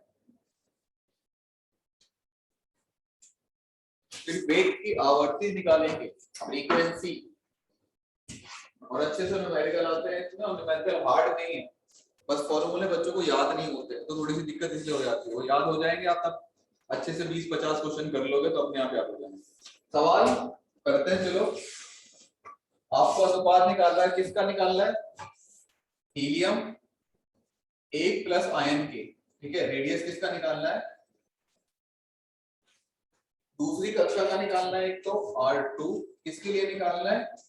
हीलियम के लिए। नंबर 3 तीसरी कक्षा का त्रिज्या निकालना है किसके लिए? बेरिलियम 3 प्लस के लिए।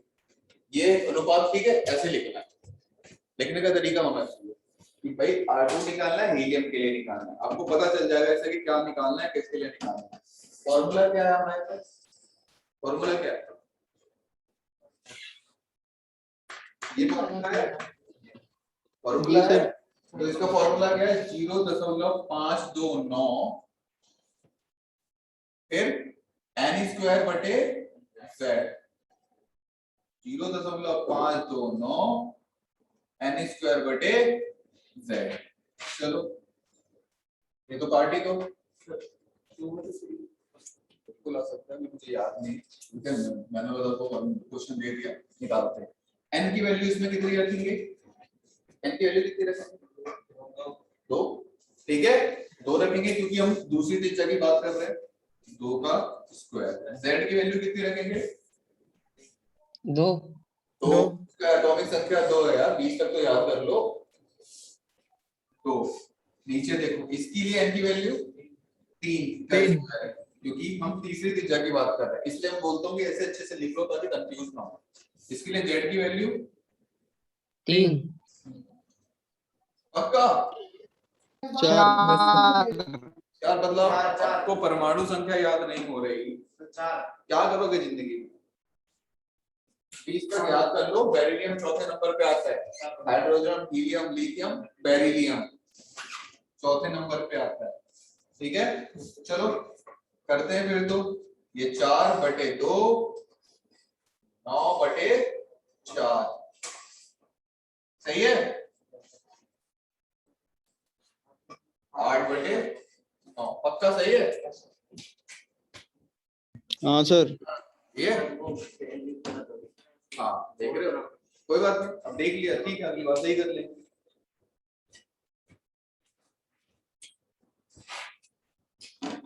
एक आध क्वेश्चन है और क्या, चलो सेम क्वेश्चन में लिख दो। जैसे हीलियम आयन लिखा है, इस बार आपको निकालना है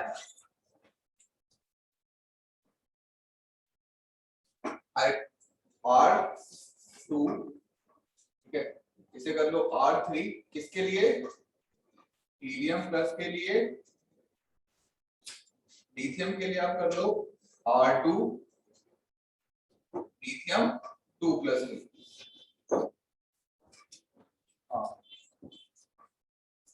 इसकी तीसरी त्रिज्या और इसकी दूसरी त्रिज्या का रेशियो निकालिए जल्दी से, और सबके आंसर मैच होने चाहिए। आगे समझ में, ठीक है। मैंने कोई लाइन नहीं लिखवाई है, सीधा डायरेक्ट बोल दिया है। एक लाइन छोड़ के अपने आप से लाइन लिख लेना घर में बैठ के।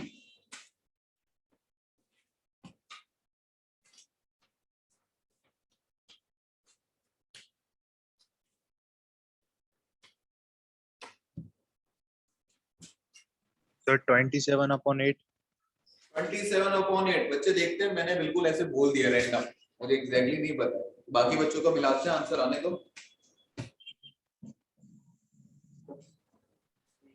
यही है, दूसरे बच्चे ने बोला 27/8 है, तो चांसेस बढ़ गए आपके सही होने के। Yes sir 27/8। तो इसका मतलब है कि आंसर यही होगा। कुछ और जिन बच्चों ने नहीं सॉल्व करा है सर 4/6। बिना शर्माए बोल के 20 4/6 यानी 2/3। तो दो आंसर कैसे आ सकते हैं बच्चे, अनुपात निकालना है, अनुपात नहीं तो सर, एक ही आता है। 4/6 को काट देंगे तो सर 2/3 बचेगा ना। अच्छा 2/3 बोला है आपने, 2/3 आ रहा है। चलो दो अलग अलग आंसर मिल गए मुझे, एक 27 समथिंग था, क्या था 27/8 है, और आपने दिया है 2/3, दो आंसर मिल गए आपका। नहीं आया, चलो कोई बात नहीं, कोई दिक्कत नहीं है, नहीं आया। बाकी बच्चे पीछे आप लोग हैं, 2/4 आया, चलो ठीक है, 9/4 आया, ओके कोई दिक्कत नहीं है। सर 9. 2/3 आंसर मिला है, मतलब अलग अलग आंसर मिल रहे हैं। चलो और बच्चों को आने दो, करने दो, करो सबके सब करो, गलत करोगे कोई दिक्कत नहीं है, गलत करो लेकिन करो। सर 3/2 3/2 3/2, चलो एक आंसर मिला 3/2, ओके। बाकी और कौन है आंसर जिसने नहीं दिया है, मोनू, निशा, बच्चे आप लोगों का आंसर नहीं आया। निशा आंसर बताओ आप लोग का, आंसर दो कम से कम, मुझे पता तो चलेगा कि आपको आ रहा है या नहीं आ रहा है। गलत सही बाद में होता है, अगर बच्चे ने गलत निकाला है इसका मतलब उसने पेन चलाया है, पेन तभी चलाता है इंसान तब उसे थोड़ा बहुत समझ में आता है, ठीक है। तो गलत सही में कोई शर्माने वाली बात नहीं है, जिस दिन शर्माने लग गए फिर उस दिन आपका काम खत्म। सर 2/3. 2/3, शाबाश बच्चे, देखते हैं क्या आंसर आता है। 2/3, चलो मैं करवा रहा हूं, अब ध्यान से देखना। सवाल यह है कि हीलियम एटम का तीसरी त्रिज्या निकालनी है, लिथियम एटम का दूसरी त्रिज्या निकालनी है, उनकी वैल्यू निकाल दी और उन्हें अनुपात में रख दो। तो अलग अलग निकालने की बजाय मैंने क्या कर दिया, शुरुआत में ही अनुपात में ले लिया, ओके, शुरुआत में ही अनुपात में ले लिया। अब देखो इसके लिए क्या फॉर्मूला होता है, इसके लिए क्या फॉर्मूला लगाऊंगा, ये वाला कितना हिस्सा देख रहा है, चलो 0.529 Z² सेम चीज यहीं पे n²/z। अब मैं डायरेक्ट इक्वल टू लिख रहा हूँ, ये वाली लाइन नहीं लिख रहा, ठीक है, ये वाली। अब इसमें सीधा वैल्यू रख रहा हूँ, ये तो कट ही जाएगा। n की वैल्यू इसके लिए क्या होगी, मैं किस तीसरे की 3 सर तीसरे की स्क्वायर, z की वैल्यू क्या होगी इसके लिए 2। तो आपको याद करना पड़ेगा, पहले बता रहा हूँ बच्चों को 7वीं क्लास में लिखवाते हैं hydrogen, helium, lithium, beryllium, boron, carbon, nitrogen, आपको कम से कम 20 तक याद करने पड़ेंगे एटॉमिक संख्या, ठीक है। Z की वैल्यू मैंने करवाया भी तो था इससे, तब उन्होंने बहुत छोटा लिया था, वो मुझे बोल दी तो समझ में नहीं आया था आपको, तब उन्होंने एटॉमिक संख्या और द्रव्यमान संख्या करी थी क्लास में बस, लेकिन मैंने ज्यादा टाइम नहीं दिया था, मुझे लगा सबको आता है थोड़ा बहुत, ठीक है, तो उसे करो, उसके बिना स्टोरी नहीं होती। तो छोटा सा क्वेश्चन है, सिर्फ इसके चक्कर में अगर आंसर नहीं आ रहा तो फिर बहुत गलत बात है। Z की वैल्यू इसकी कितनी होगी, हीलियम के लिए 2, नीचे ले जाते हैं, 2, इसके लिए N की वैल्यू 2, Z की वैल्यू 3।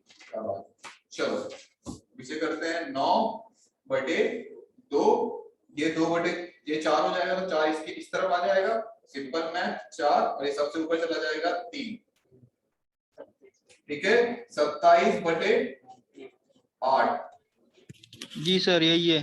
हाँ 27/8, ठीक है, जिसमें 2/3, 3/4 जो भी निकाल रखा था सब गलत है, 27/8 है। अब देखो कि आपने कहाँ गलती करी है, आपसे क्या गलती हुई है। मुझे जहां तक ये उम्मीद है 80% गलती सबने Z की वैल्यू रखने में करी है ना, और उसे हाँ बड़े चौड़े में बता भी, मतलब ऐसे कौन सी छाती चौड़ी करने वाली बात थी ये, या 8वीं क्लास 7वीं क्लास में रेजोनेंस में एटॉमिक नंबर मास नंबर पढ़ा रहे थे, ठीक है। मैं नहीं कहता कि आप रेजोनेंस से आए हो, आप अपने नॉर्मल 10वीं तक तो पढ़ के आए हो सबके सब, तो 9वीं 10वीं में भी चैप्टर होता है एटॉमिक नंबर मास नंबर वाला, वहां पे भी तो इतना तो याद हो जाता है 20 तक, जिंदगी रुक जाएगी। मैं अभी से बता रहा हूँ, बहुत आगे चल के बहुत कुछ काम आएगा, बहुत चीजें पढ़ोगे, प्लीज 20 तक याद कर लो, एटॉमिक संख्या और द्रव्यमान संख्या 20 तक याद कर लो, वरना काम नहीं चलने वाला।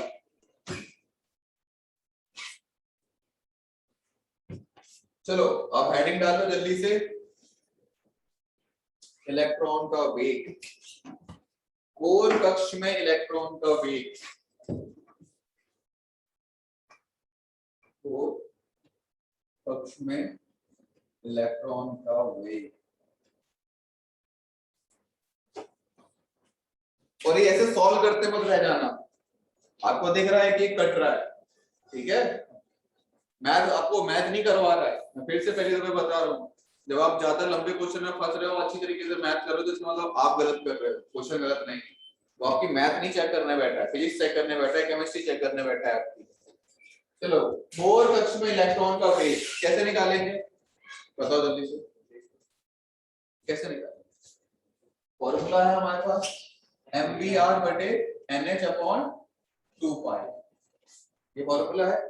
चलो P = nh/2π/mr।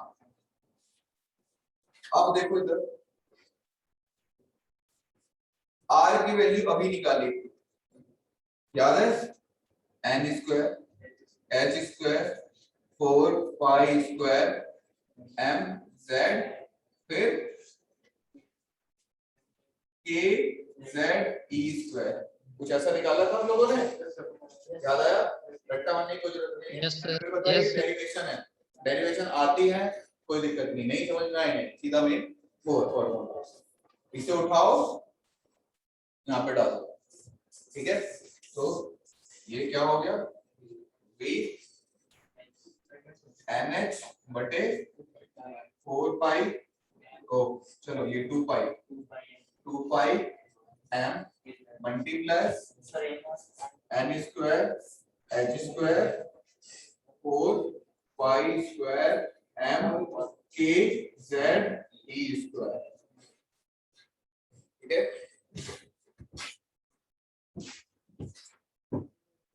क्या से क्या, NH से NH काटेंगे 1, ठीक है, और 2π से 2 पाई से पाई काट देंगे और ये 2 बचेगा, 2π बचेगा, और क्या काट सकते हैं, m से m काट सकते हैं। चलो ये सब हटा दो, डेरिवेशन सिर्फ आपको बताता है कि कोई चीज आई कैसे, आपका मन है करना है करो, मत करो, फाइनल रिजल्ट देख सकते हो आप चाहो। यहाँ से v की वैल्यू क्या आ गई, वेलोसिटी की, वेग की क्या वैल्यू आ गई बताओ जल्दी से, सबसे पहले ये सबसे ऊपर चला जाएगा 2 पाई के जेड ई स्क्वायर बटे NH, यही है। अब इसमें से क्या क्या वैल्यू हम डाल सकते हैं, क्या क्या वैल्यू आप डाल सकते हो सर आप? जे जे पाई की वैल्यू जेड को छोड़कर पाई की वैल्यू डाल सकते हैं इसमें। k की वैल्यू फिक्स है 9 बट 10 की पावर 9 into 10 की पावर 9 फिक्स है। e की वैल्यू फिक्स है, इलेक्ट्रॉन का आवेश फिक्स है, h की वैल्यू फिक्स है। जो वैल्यू फिक्स नहीं है सिर्फ उसे रख लो और बाकी जो वैल्यू है उसे डाल दो। तो यहाँ पे v की वैल्यू आएगी 2.18 into 10 की पावर 8, ठीक है, 10 की पावर 8 मत करो, मीटर प्रति सेकंड में निकालते हैं। चलो 10 की पावर 6, क्या क्या बचा, z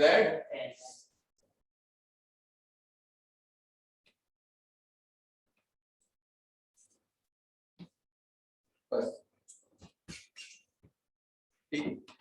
आई बात समझ में? नहीं सर वो क्या लिखा है, जेड बटे एन इंटू मीटर प्रति सेकंड बचे, यूनिट लिखी है मैंने मीटर प्रति सेकंड, मीटर प्रति सेकंड ये यूनिट है, प्लीज m मत समझ लेना, ठीक है, इसलिए अलग लिख रहा हूं मैं, मीटर प्रति सेकंड। आपको दिख नहीं रहा होगा मीटर प्रति सेकंड है, वो लिख दो।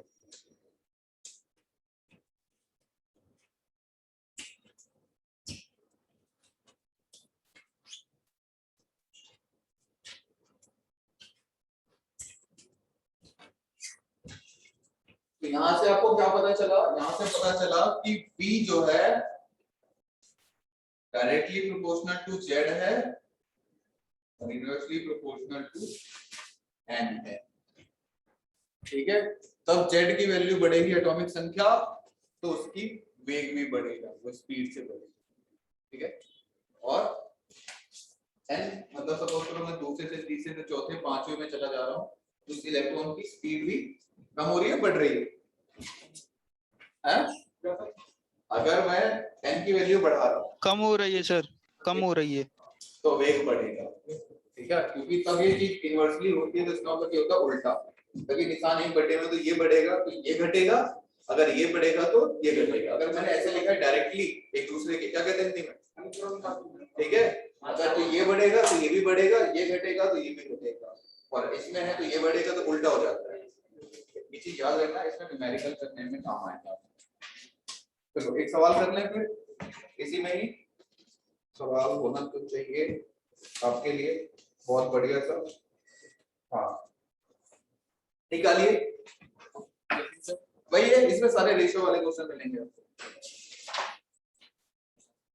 अनुपात निकालना है, सबसे पहले हेडिंग डालो, अनुपात निकालना है। फिर से क्या, जो आपका इलेक्ट्रॉन है शॉर्ट फॉर्म में लिखो, सेकंड ऑर्बिटल में है, किसमें, सेकंड ऑर्बिटल में है, और किसका अनुपात निकालोगे, तीसरी में निकालोगे, लिथियम के 2 प्लस आयन में, चलो प्रॉपर लिख दो यार, लिथियम के 2 प्लस आयन में, लिथियम के 2 प्लस आयन में और हीलियम पॉजिटिव के, क्योंकि बोर मॉडल पूरे एक सिंगल वाले के लिए, हीलियम के 1 प्लस आयन के वेग का अनुपात निकालिए, इलेक्ट्रॉन के वेग का अनुपात निकालिए, इलेक्ट्रॉन के वेग का अनुपात निकालिए। आज कोई बड़े न्यूमेरिकल नहीं है, आज बहुत हल्के हल्के सिंपल मैथ वाले न्यूमेरिकल है। आज सब लोग करो, कोशिश करा करो, आंसर गलत देने की कोई दिक्कत नहीं है, गलत दोगे अगली बार सही हो जाएगा। मैं दोबारा बोल देता हूं, किसका अनुपात निकालना है आपको, इलेक्ट्रॉन के वेग का अनुपात निकालना है। लिथियम में कौन सा बोला कक्ष मैंने, लिथियम में मैंने द्वितीय कक्ष बोला है आपका, और हीलियम में कौन सा बोला 3/2 है, 3/2 थर्ड बोला था, थर्ड बोला फर्स्ट बोला है, थर्ड बोला है, एक मेरे साथ थर्ड बोला।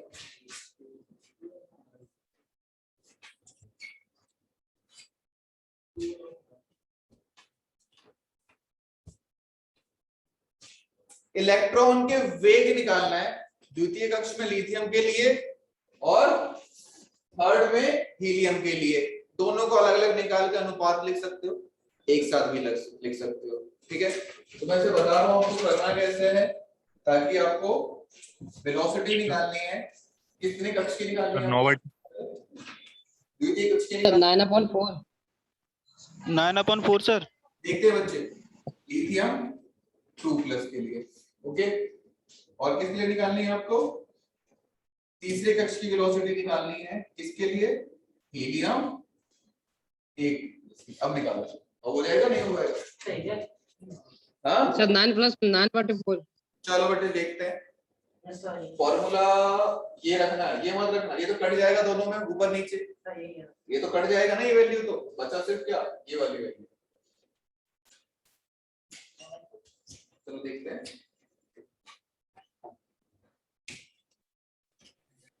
9/4 सर। ओके,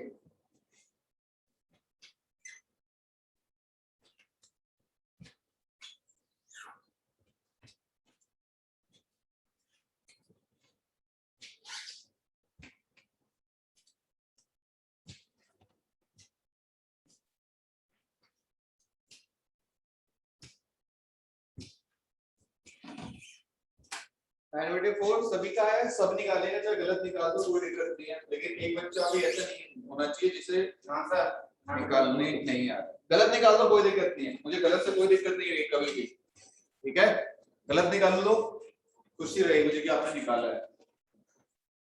सिंपल फॉर्मूला लगना है, Z/N दोनों में रखना है। Z की वैल्यू नहीं आ रही तो बेशरम, मतलब बेशरम कह रहा हूं, बेझिझक होके पूछ लो मुझसे, गलत करने से बढ़िया है बेझिझक होके पूछ लो, इसमें कोई बुराई नहीं है पूछने में। और आज आपको मैंने बोला है तो कल याद कर लेना, क्या दिक्कत है? ठीक है,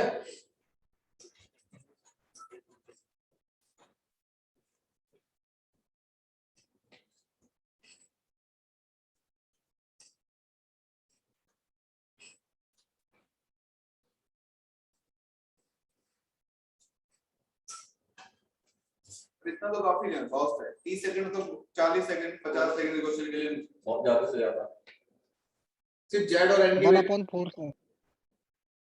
रुक जाओ कोई नहीं, करने दो बाकी बच्चों को।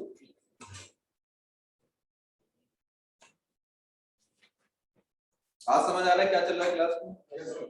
चलो हल्के न्यूमेरिकल अनुपात वाला। अरे यार ऐसे ही होते हैं, किसी दिन किसी टॉपिक में थोड़े न्यूमेरिकल वैसे मिल जाते हैं, किसी टॉपिक में थोड़े न्यूमेरिकल आसान मिल जाते हैं। बोर्ड में सारे अनुपात वाले हैं और सारे क्वेश्चन बोर्ड के ही आते हैं। पहले आपको तैयार करते हैं वो ज्यादा कठिन न्यूमेरिकल के लिए, है ना, क्योंकि लाइफ है, लाइफ में कठिन भी आते हैं आसान भी आते हैं, सब आते हैं। तो आप कहोगे चल ये कठिन है, हो सकता है आगे चल के आसान मिल जाए। अब कल वाले अगर वो कठिन वाले में कोई कल पे ही दम तोड़ देगा तो आज आसान वाले पे पहुंच ही नहीं पाता। तो ये सब चीजें चलती रहती हैं। देखो फिर से वेलोसिटी मैं आपको बोल रहा हूँ, वेग का फॉर्मूला होता है Z/N, यही है, सिंपल वैल्यू रखनी है इसकी Z/N की वैल्यू कितनी होगी? Z मतलब परमाणु संख्या, परमाणु संख्या की लिथियम की परमाणु संख्या यानी कि 3। N की वैल्यू क्या होगी? 2।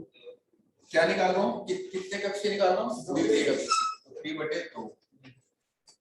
ठीक है, अब देखो फिर से परमाणु संख्या बटे कक्ष की वैल्यू, परमाणु संख्या हीलियम है तो 2।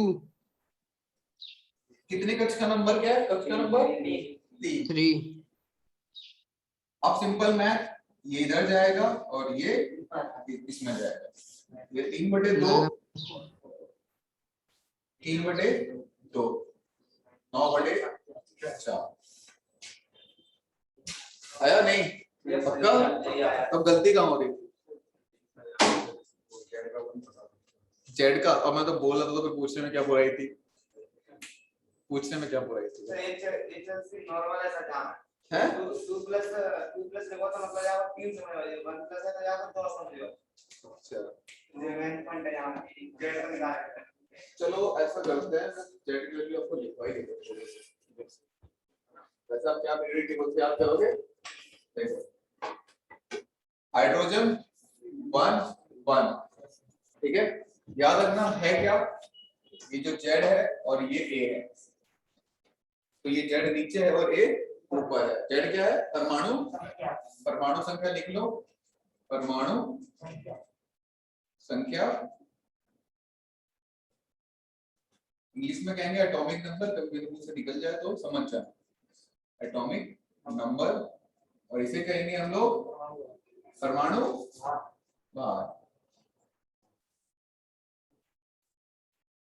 परमाणु भार नहीं बोलेंगे बेसिकली, परमाणु भार थोड़ा सा अलग हो जाएगा। हाँ, इसे बोलेंगे द्रव्यमान संख्या, और इंग्लिश में बोलेंगे मास नंबर, एटॉमिक नंबर इसे बोलते हैं। ठीक है, सबसे पहला हाइड्रोजन 1/, उसके बाद आता है हीलियम 1 2 सॉरी 2 2, लिथियम 3, बेरिलियम 4, फिर बोरॉन 5, फिर कार्बन 6, कार्बन के बाद नाइट्रोजन का 8, ऑक्सीजन का 8, फिर नियोन, अच्छा फ्लोरीन, फ्लोरीन का क्लोरीन सर, क्लोरीन का 9, फिर नियोन का 10, नियोन, फिर सोडियम सोडियम, 11, फिर मैग्नीशियम मैग्नीशियम, 12, फिर बेरिलियम, एल्यूमिनियम 13, फिर silicon, silicon, silicon, 16, phosphorus, phosphorus, phosphorus, sulphur, sulphur, 16 और chlorine, 17, argon, argon 18, potassium, potassium, 19, scandium, फिर कैल्शियम, कैल्शियम कैल्शियम, 20, आगे तक याद, स्कैंडियम, कैडमियम, स्कैंडियम, टाइटेनियम, ठीक है। फिर आप बोलोगे स्कैंडियम, फिर टाइटेनियम 22, फिर वेरिडियम 23 है, क्रोमियम 24, कोई दिक्कत नहीं है। आगे तब सिखाएंगे आपको, उसकी भी तरीका बताएं। 20 तक तो सबको याद होना चाहिए। 20 तक हमने अच्छा मास नंबर नहीं लिखे। हाँ, लिथियम का मास नंबर कितना होता है? अरे तो पूरा बता दो। 7, ठीक है। बेरिलियम, बेरिलियम 9, फिर बोरॉन 10, कार्बन 12। अब आप कहोगे सर कहीं पे डबल हो रहा है, कहीं पे डबल नहीं हो रहा, तो ऐसा फिक्स नहीं है कि डबल ही होना है। ठीक है। नाइट्रोजन 14, 16 ऑक्सीजन है हमारा, फ्लोरीन 19, नियॉन बताओ जल्दी से, 20, 21, 22, कैसी बातें कर रहे हो? क्या करोगे बताओ, ये भी याद नहीं। 20 सर, 20 सर, 20, पक्का श्योर? गूगल कर लिया है नहीं? चलो गूगल कर लो, गूगल कर लो। वो तो भाई मुझे तो पता है कि क्या है। कर लिया गूगल? शर्म वाली कैसे, कर लिया या नहीं? नहीं कर रहा? पक्का बात है 20? देखो क्योंकि मेरे पास मिक्स आंसर आ रहा है, 20 भी आ रहा है, 21 भी आ रहा है, तो क्या लिखे फिर? टाइम कितना हो गया? 20 सर 20.5 लिख दो। चलो ऐसा करो, यहीं पे खत्म करते हैं और इसे पूरा कर लेना आप खुद से, और इसे याद कर लेना एटॉमिक संख्या 20 तक, क्योंकि आपके पास 5-6 मिनट बचे हैं आराम करने के, दूसरी तरफ आप जाना चालू कर देंगे। ठीक है। ऑनलाइन वाले बच्चों बाय बाय सर। कल क्लास में मिलते हैं। ठीक है, कल मिलते हैं। चलो बाय।